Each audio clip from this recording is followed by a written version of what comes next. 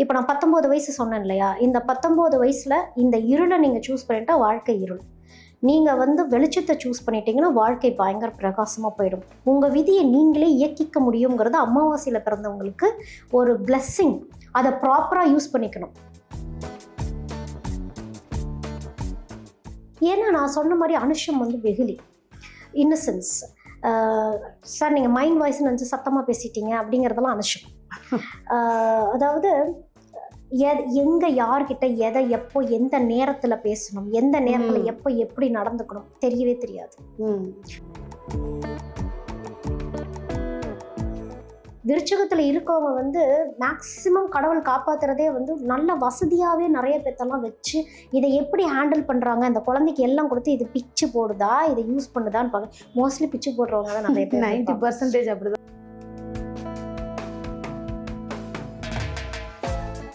சனி தான் பிறந்த இடத்துல தான் ரொம்ப வச்சு செய்யும்.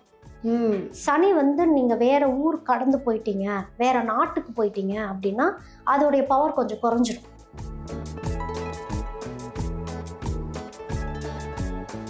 இதுல அந்த பாதங்கள் வித்தியாசம் வரும்பொழுது இப்ப இந்த கடைசி பாதத்துல பிறக்கிறாங்கன்னா ஒரு 4-5 வருடங்கள் தான் சனி தசையில இருப்பாங்க.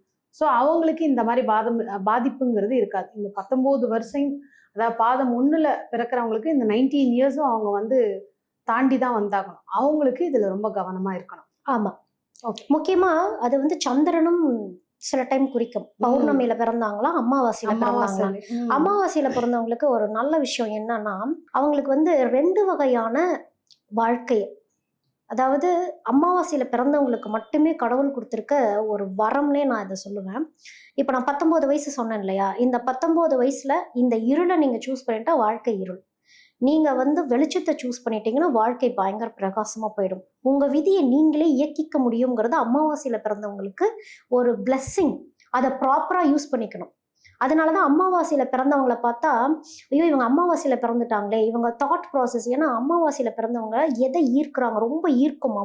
அமாவாசையில பிறந்தவங்களுக்கு நெகட்டிவ் திங்ஸை ஈர்த்துட்டாங்கன்னா அவங்க நெகட்டிவ் பர்சன் தான். பாசிட்டிவ் ஈர்த்துட்டாங்கன்னா அவங்க பாசிட்டிவ் பர்சன் தான். ஏன்னா அவங்களால பேலன்ஸ் பண்ண முடியாது.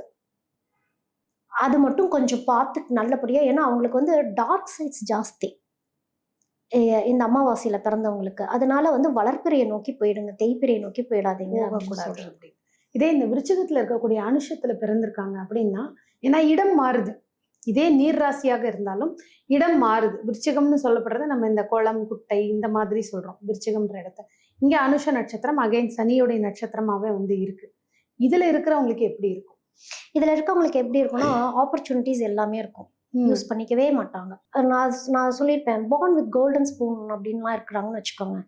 அந்த ஸ்பூன் எடுத்து நம்ம சாப்பிடணும், அதாவது ஐம் பார்ன் வித் கோல்டன் ஸ்பூன்னா அந்த டிசிப்ளின்குள்ள அவங்க இருக்க மாட்டாங்க. அவங்களுக்கு எதையுமே ப்ராப்பரா ஹேண்டில் பண்றதுக்கு நிறைய பேத்துக்கு வராது. அந்த சனி கண்ட்ரோல்ல இருக்கவங்களுக்கு எல்லாத்தையுமே இழக்கக்கூடிய ஒரு அமைப்புக்குள்ள அவங்க போயிடுவாங்க. ஸோ அவங்களுக்கு அனுஷம்க்கு இன்னொரு நல்ல விஷயம் என்னன்னா, கிராஸ்பிங் பவர் கொஞ்சம் நல்லா இருக்கும். அவங்களுக்கு அந்த வெகுளி ஜாஸ்தி, வெகுளித்தனம் ரொம்ப அதிகமா இருக்குமா. இந்த வெகுளித்தனத்தோடய அவங்க இருக்கட்டும், ஒன்றும் பிரச்சனை இல்லை. ஆனால் அவங்களுக்கு எவ்வளோ நாலேஜ் இந்த பேரண்ட்ஸ் கொடுக்க முடியுமோ நிறைய. ஏன்னா சனி ஆல்ரெடி இன்ஸ்ட்ரக்ஷன்ஸ்க்கு அடங்கி போகக்கூடிய ஒரு அமைப்பு. அப்போ இவங்களுக்கு இன்ஸ்ட்ரக்ஷன் கொடுத்து அந்த டிசிப்ளின்குள்ள கொண்டு வந்துட்டே இருந்தா இவங்க பெர்ஃபெக்டா மாறிடுவாங்க. மல்டி டாஸ்கிங் எவ்வளவு வேணாலும் கொடுங்க, எவ்வளவு உழைப்ப வேணாலும் கொடுங்க. இன்டோர் கேம்ஸ் அவுட்டோர் கேம்ஸ் எல்லாத்துலயுமே விடுங்க. ஆனா ஆக்குபைடா வச்சிருக்கணும். எப்பெல்லாம் இவங்க ஆக்குபைடா இல்லையோ அப்பெல்லாம் இவங்களுக்கு மூளை மந்த நிலைமைக்கு போய் ஒரு சோம்பேறி நிலைமைக்கு போயிட்டு எதுலையுமே ஒரு நாட்டம் வராமையே இருக்கும். அந்த நாட்டத்தை இவங்களுக்கு கொடுத்துக்கிட்டே இருக்கணும். கீப் தம் ஆக்குபைட், நல்லா இருப்பாங்க. இவங்களோட மேரேஜ் லைஃப் எப்படி இருக்கும்? நிறைய அனுஷத்துல பிறந்தவங்க எப்படி ஃபீல் பண்றாங்க அப்படின்னா, மேரேஜ் லைஃப் ஒன்று டிலேட் மேரேஜா பண்ணிட்டாங்கன்னா ஓகே, இல்லை சீக்கிரம் மேரேஜ் பண்ணிட்டாங்க அப்படின்னா அவங்களுக்கு அவங்க நினைச்ச மாதிரியான அந்த மன வாழ்க்கை ஒரு சந்தோஷமான வாழ்க்கையா இருக்கிறது இல்லை. உங்களோட ரிசர்ச்ல நீங்க எப்படி நினைக்கிறீங்க? ஏன்னா நான் சொன்ன மாதிரி அனுஷம் வெகுளி, இன்னசென்ஸ். சார் நீங்க மைண்ட் வாய்ஸ்ன்னு நினச்சி சத்தமா பேசிட்டீங்க அப்படிங்கிறதெல்லாம் அனுஷம். அதாவது எங்க யார்கிட்ட எதை எப்போ எந்த நேரத்துல பேசணும், எந்த நேரத்துல எப்போ எப்படி நடந்துக்கணும் தெரியவே தெரியாது. அதுவும் ஆண் அனுஷம்ல இருக்காங்க அப்படின்னா அவங்கள ஒண்ணுமே சொல்ல முடியாது. ஏன்னா ஓடிக்கிட்டே இருப்பாங்க. தவற உணரக்கூடிய மனநிலைமையில கூட அவங்க இருக்க மாட்டாங்க. எல்லாம் அவங்கள விட்டு போயிடும். போனதுக்கு அப்புறமும் சனி காத்திருக்கும். இப்பயாவது புரியுதா? இப்பயாவது புரியுதான்னா, அந்த நொடிக்கு புரியிற மாரி இருக்கும். திரும்பவும் மறுபடியும் தப்பு பண்ணுவாங்க. ஆனா விருச்சகத்த வந்து தெய்வம் எப்படியோ காப்பாத்திட்டே இருக்குங்கிறது சொல்வது உண்டு. ஏன்னா விருச்சகத்தை மட்டும் கடவுளுக்கு பிடிக்கும் பிடிக்கும் அப்படின்னு சொல்றாங்க. ஏன்னா வெகுளி. உங்களுக்கு யார் வெகுளியா இருக்காங்களோ அங்க அந்த ஆராஸ் வேலை பார்த்துட்டே இருக்கும். எப்படி ஒரு குழந்தைகிட்ட வந்து ஒரு ஆரா எனர்ஜி நல்லா இருக்கோ, அதே மாதிரி விருச்சிகத்துக்கிட்டே ஒரு ஆரா எனர்ஜி இருந்துகிட்டே இருக்கும். பட் ஆனா நேர்கள்னா 12 ராசி கட்டத்துல விருச்சிகத்துல பிறந்தவங்க தான் சாபம் வாங்கினவங்க. எப்ப பாரு எங்களுக்கு மட்டும்தான் அது 7.5 ஆகட்டும், கண்டகமாகட்டும், எப்பவுமே எங்களுக்கு எந்த யூடியூப் சேனல்ல திறந்தாலும் நல்ல பலன்களோ நல்ல விஷயங்களோ சொல்றதே கிடையாது அப்படிங்கறது தான் நேர்களோட ஒரு விருச்சகத்துல இருக்கவங்க நிறைய பேர் டாப்லயே இருக்கிறாங்க. அதாவது வெளிச்சத்தை யூஸ் பண்ணிக்கிங்க அப்படிங்கிறது தான். நிறைய அரசியல் தலைவர்கள் எல்லாமே விருச்சகத்துல எல்லாம் இருக்காங்க. அப்ப அவங்க எல்லாம் எப்படி டாப்பா வந்தாங்க? விருச்சகம்ங்கிறது சூசன்.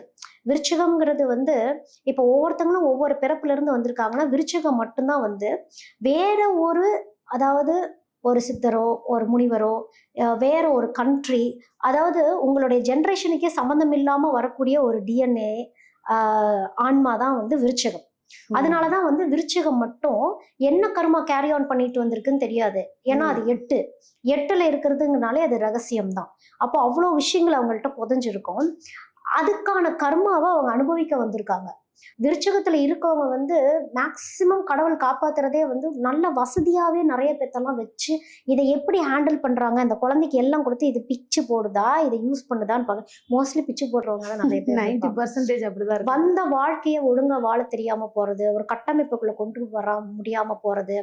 ஏன்னா இவங்க வந்து ஒண்ணு ரிசீவராகவே இருப்பாங்க, இல்லை கிவ்வராகவே இருப்பாங்க. கிவ் அண்ட் டேக்குங்கிறதே இருக்காது. இங்கே தான் அவங்க கோட்டை விடுறது எல்லாமே. நான் இதை செஞ்சா இங்கே இது நடக்குது, எனக்கு நடக்குதுன்னா லைஃப் கொஞ்சம் ஈக்குவலைஸாக போகும். ஒரு பாயிண்ட் ஆஃப் டைம்ல நானே செஞ்சுக்கிட்டு இருக்கேன், இல்லை அவங்களையே செய்ய வச்சுக்கிட்டே இருக்கோம். இது ரெண்டுமே வந்து ஆரோக்கியமான விஷயம் கிடையாது. இதனால தான் விருச்சகம் வந்து எல்லா ட்ராப்லையும் போய் விழுகிறது. வெகுளியாக போய் விழுகுதே, அங்கே குழி விழுந்துடுறது, திருப்பி இன்னொரு குழி விழுகிறது. அதுக்கப்புறம் நான் யாரையுமே நம்ப மாட்டேன் அப்படின்னு போயிட்டு உட்காந்து என்ன பிரயோஜனம்? ஒண்ணுமே இல்லை. இறுதியாக வந்து மீனத்துல இருக்கக்கூடிய உத்திரட்டாதி, ஏன்னா அதை கடல் அப்படின்னு சொல்லி சொல்லுவோம், சமுத்திரம் கடல் அப்படின்னு சொல்லி நம்ம குறிப்பிடுவோம். அங்க இருக்கக்கூடிய உத்திரட்டாதி நட்சத்திரத்துல முக்காவாசி பிறந்தவங்க எப்படின்னா நிறைய வெளிநாட்டுல வாழக்கூடிய வாழ்க்கையா இருக்காங்க. உங்களோட கணிப்புல உத்திரட்டாதி நட்சத்திரத்தை பத்தி நீங்க என்ன ஃபீல் பண்றீங்க? உத்திரட்டாதி வெளிநாட்டுல மீனம் ராசி வாழ்றாங்க அப்படின்னா பயப்பட பெருசா தேவையில்லை. ஏன் அப்படின்னா சனி வந்து தான் பிறந்த இடத்துலதான் ரொம்ப வச்சு செய்யும். சனி வந்து நீங்க வேற ஊர் கடந்து போயிட்டீங்க, வேற நாட்டுக்கு போயிட்டீங்க அப்படின்னா அதோடைய பவர் கொஞ்சம் குறைஞ்சிரும். அதனாலதான் சனியில இருக்கவங்கள வந்து போய் கடல்ல போய் நீராடிட்டு வாங்க, போய் எங்கேயாவது போயிட்டு வாங்க, கோயில் குளம்னு போயிட்டு வாங்க அப்படின்னு சொல்றது என்னன்னா வேற ஒரு எனர்ஜி டிரான்ஸ்ஃபர்மேஷனுக்கு போயிட்டு வாங்க அப்படின்னு சொல்றது. இல்லை அப்படின்னா இவங்க தான் வந்து சில மோசமான முடிவுகள் எடுக்கிறது, ரொம்ப டிப்ரெஷன் போறது, எதுலையுமே அட்டாச்மெண்ட் ஆகாம டிட்டாச்மெண்ட் ஆகிட்டே இருக்கிற அமைப்பெல்லாம் வந்து இவங்களுக்கு தான் இருக்கும். அப்போ இவங்கள்ட்ட நம்ம கேட்குறப்போ நீங்க பிறந்த ஊர்லயே தான் இருக்கீங்களா, நீங்க எந்த இடத்துல இருக்கீங்க, உங்க மைண்ட் செட் எப்படி இருக்கு அப்படின்னு பாக்குறப்போ ஒரு வேற ஏதோ ஒரு பழைய ஒரு ஆர்த்தடாக்ஸ் மைண்ட் செட்லயே இருப்பாங்க. ஃபார்வர்ட் மூவிங் இவங்க போகணும். ஒன்று ஓவரா ஜம்ப் ஆகி முன்னாடி போயிட்டு பின்னாடி என்ன இந்த ப்ரெசென்ட் என்னன்னு தெரியாம இருக்கிறது. அதாவது இந்த ப்ரெசென்ட் லைஃப்பை வந்து வாழ முடியாதவங்களா தான் இருப்பாங்க. ஒன்று இந்த ப்ரெசென்ட்ல இருந்துட்டு ரொம்ப ஃபியூச்சரை கற்பனை பண்ணிட்டே இருக்கிறது, இல்லைன்னா தனக்கு ஆல்ரெடி நடந்ததை ஒரு கிரட்ஜு மாதிரி வச்சுக்கிட்டே இருக்கிறது. இதுல இருந்து அவங்க வந்து மூவ் ஆன் பண்ணிட்டு போயிட்டாங்கன்னா லைஃப் நல்லா இருக்கும். இல்லைன்னா ஸ்டாக்னன்ட் ஆயிடுவாங்க. அந்த குட்டைக்குள்ள இருந்த மாதிரியே அப்படியே புதமணலுக்குள்ள போன மாதிரி இவங்க ஆயிடுவாங்க. அதுல இருந்து ஒரு நாலேஜபிளா வரணும் அப்படின்னா ஃபார்வர்ட் திங்கிங்ல அவங்க போயிடணும். இதுல இருக்கவங்க வந்து வெளிநாட்டுக்கு போறீங்க அப்படின்னா தயவு செஞ்சு அங்கேயே இருந்துருங்க. சனி கம்மியா தான் வேலை பார்க்கும். ஆனா எப்படி இருந்தாலும் புல் பேக் பண்ணும்.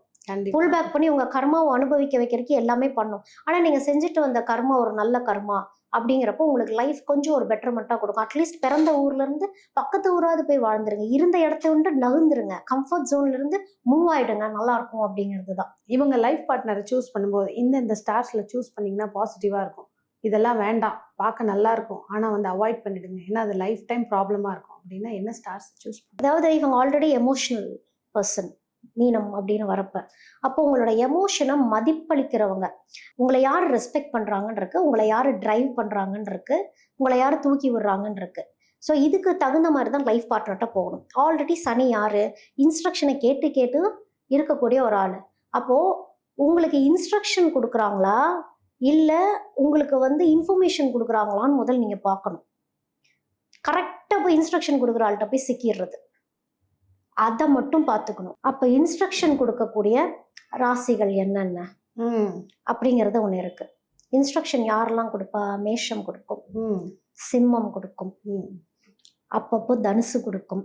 ஆனால் தனுசு குரு, ஒருவேளை தனுசு வந்து உங்களை வந்து ஒரு மோல்டு பண்ணுறதுக்கு வாய்ப்பு இருக்குது. தனுசு மோல்டு பண்ண கொஞ்சம் வாய்ப்பு இருக்குது. ஏன் அப்படின்னா இதை மீனம் அந்த உத்திரட்டாதியில் இருக்கவங்க கொஞ்சம் புரிஞ்சுக்கணும்.